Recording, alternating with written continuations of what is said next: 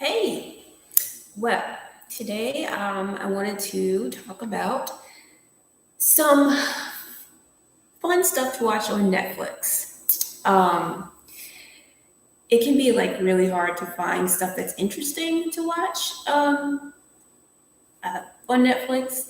Honestly, I couldn't think of what else to talk about today, so this is just what I decided on.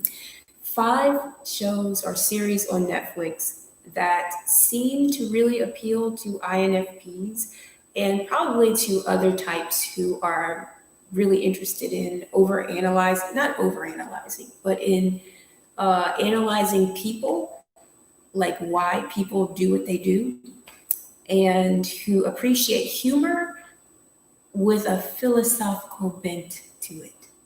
So I hope I enjoyed these series on Netflix, and I hope that you do too. The first suggestion is The Good Place. This is by far, well, it and The Office are probably my favorite shows ever made, ever. The Good Place was written by one of The Office's producers, Michael Schur. I think I'm saying his last name correctly, I'm not sure. But it explores the topics of good and evil, and then that gray area in between. Like, what is really good? What is evil? Why do we consider it evil? Is it really evil? And what it means to be a good person. And it's all through the eyes of this character named Eleanor, who is a typical mean girl. But then the more you get to know Eleanor, the more you see that she has a lot of depth to her, and she's not just this mean person who does terrible things. Yeah, she does terrible things, but there's a reason for all of it. And by the end of the first season, you kind of like relate to her more than hate her. Because when the show started off, I didn't like her at all. She was just horrible. She's one of those people who would have been like a bully in school. She's terrible. But when you start to see why and see that she's just a human who's trying to survive, it makes you question yourself and your own motives and why you do what you do, and makes you wonder, am I really a good person? It's just really an awesome show. And by the end of it, even though you're like laughing hysterically, you're also kind of, well, I cried a little bit in some of it, and it made me like, it changed my perspective on, it helped me to be a less judgmental person. So I really liked it. I hope somebody else who's an INFP will like it too. Another good show that I don't hear many people talk about, it's called Love. I'm not sure who produced it. I should have written that down, but I did not. It's very quirky, and obviously from the title, it is romance, but it's not sappy. Like, I hate sappy romance movies. They're so stupid and unrealistic. But this is very realistic. And it takes characters who are easy for people like us to relate to. Like, you have this one guy, Gus, who's super nice. Like, he does so many nice things for people, and he's kind of soft-spoken and sensitive and kind of geeky. And then you have this other character who's the exact opposite of him. Her name is, I think it's Mickey. I forgot. It's been a while since I've seen it. Her name is Mickey, and she is very like brash, and she's just loud and extroverted, and she knows what she wants, and she goes after it, and then she's done with it. But they somehow end up together. And this is not giving away anything, because like, this is all in the first episode. And you can tell that they have a connection. There's a real spark there, even though they're completely polar opposites personality-wise. And Gus, I don't know if he is an INFP. He might be like an INFJ, but he's something similar to our type. So you can relate to him a lot. But then the more you learn about Mickey, the more you learn that she's not as like brave as she seems. She has a lot of anxiety too. And they both kind of, as you watch their relationship progress and degress, you kind of, I don't know, it just like, it's really interesting. And it explores why people do what they do, and how we can be better in relationships with other people as introverts. like the problems that most introverts bring to a relationship and the problem that sometimes extroverts will bring and how you can overcome those. So, and it's really funny. I think that's the main thing. It's also very funny throughout the whole thing. A third show that I think INFPs would like is called Atypical. And this is about a teenager named Sam who was diagnosed with Asperger's. Um, and Sam is at the point in his life where he realizes that he does not want to be alone. He wants to start dating and have like a romantic life. But it's difficult when you're different.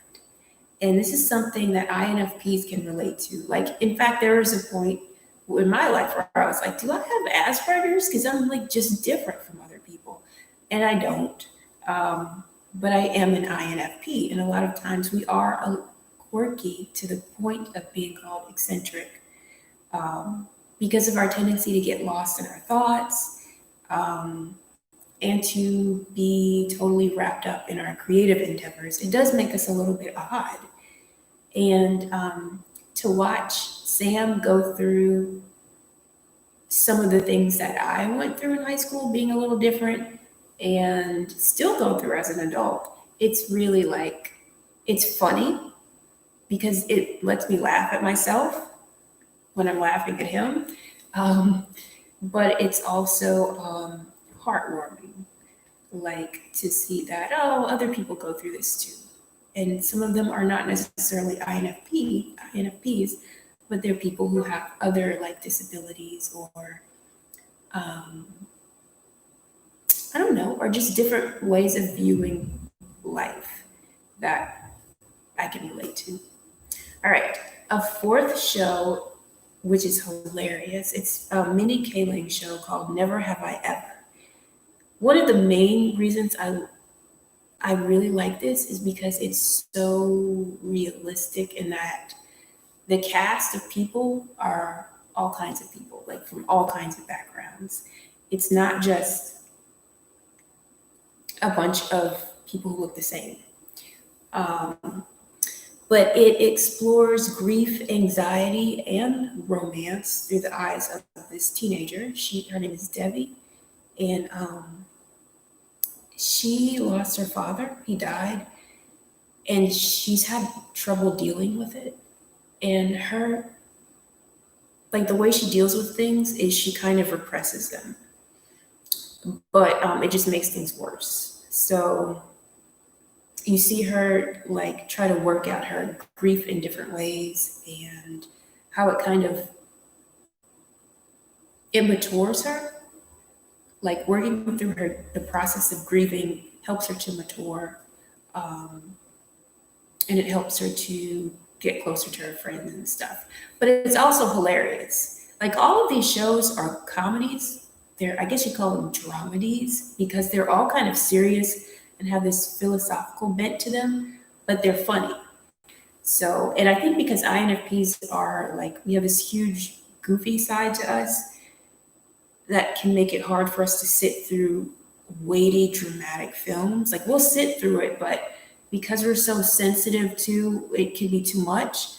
But comedy kind of helps to balance out the heaviness of these subjects with a nice levity. So that's why I like these. And last on this list, which is the one that's not so much a comedy at all, it's called Maniac, and it's a little bit old. It might be like 3 years old by now, but it's still on Netflix, and it's with Jonah Hill and what's her name? Emma Stone. And it's so weird and so good. Like I've probably watched this 6 times, the whole series 6 times. And every time I watch it, by the end, I'm like in tears, sobbing, because it's so good. But it's about these 2 characters named Annie and Owen, and they're both broken for very different reasons. And I won't get into the reasons, I'll let you watch it yourself. But they go to this place, and this is like set in the near future, I think. So it's vague, it's science fiction-y. Anyway, they both go to this place where they're promised that they will be healed by the end of a period of mind readjustment thingies. So they have to like go into this machine that gets into their mind, and sort of like explores their dreams. And through exploring their dreams, finds ways to fix them like a therapist would, but through their mind, like literally. So you as the audience, we go into their dreams with them and see what happens in their dreams. But the cool thing is that they meet each other, not only in person as they go into this facility, but they meet in each other's dreams as well. And it's just really cool. It kind of reminds me of that Jim Carrey movie. I can't remember the name of it. It was a Jim Carrey and that chick who played in Titanic, Kate Winslet. I wish I could remember the name of the movie, but that movie like explores his memories of her. Oh, it's Eternal Sunshine of the Spotless Mind. I think that's the name of it. But it's kind of similar to that in that it explores like memories and how our perception of memories can change, and the way how much our perception of life affects the choices that we make and the things that we do. But it's very science fiction-y too. And I don't know, it's hard to describe, but it's really cool, and I think that other INFPs would like it. So if you're looking for something good to watch on Netflix, those are my 5 suggestions. The 4 comedies would be The Good Place, Love, Atypical, Never Have I Ever. And then for something dramatic that's really, really deep and a little weird, Maniac. And the director of that one and writer is Cary Fukunaga, who directed Beasts of No Nation and Jane Eyre, which I love that movie. So he's like super talented.